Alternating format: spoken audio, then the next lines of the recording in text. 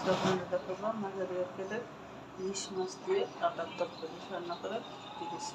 মাছটা দিয়ে লবণ দিয়ে দিলাম, মরিচের গুঁড়ো দিয়ে দিলাম, হলুদের গুঁড়ো দিয়ে দিলাম, ধনিয়া গুঁড়ো দিয়ে দিলাম, সামান্য একটু তেল দিয়ে দিলাম, দিয়ে মাছটি কষিয়ে দিলাম। মাছটি ভালো করে ভেজে এখন মাছগুলো ভেজে নিই।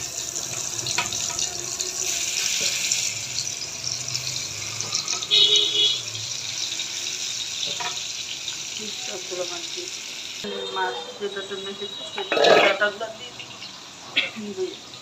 এখানে লবণ একটু চিনি দিয়ে ডাটাগুলো মেখে রেখে দিই।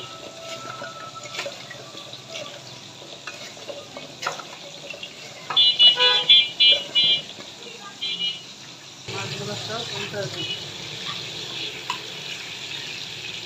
মাছগুলো আমি খুব বেশি ভাজবো না, মাছগুলো এখন নামিয়ে নেব।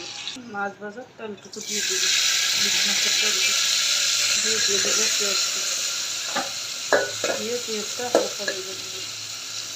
পেঁয়াজের ভিতরে সামান্য একটু পানি দিয়ে দেবো, হলুদ পরিমাণ মতো, আর এখানে কাঁচামরিচ দেবো, জলটা কাঁচামরিচ এটা দিয়ে দেবো, জিরার খাতে লবণ, তারপরে মশলাটা কষিয়ে দেবো। মশলা কষানো শেষ, ডাটাগুলো দিয়ে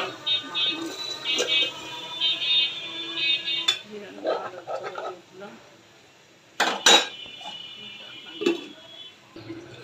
ডাটা কষানো হয়ে গেছে, এখন পানি দিয়ে দিব পরিমাণ মতো, দিয়ে দিব কাঁচামরিচ, মাছ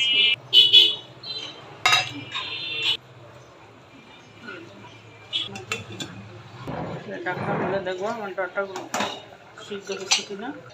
আমার ডাটাগুলো সুন্দর সিদ্ধ হয়ে গেছে। এখন ধনিয়া পাতা দিয়ে আমি কেমন দেখতে হয়েছে আমার তরকারি রান্না করাটা বিশেষ করে কমেন্টস করে জানাবেন।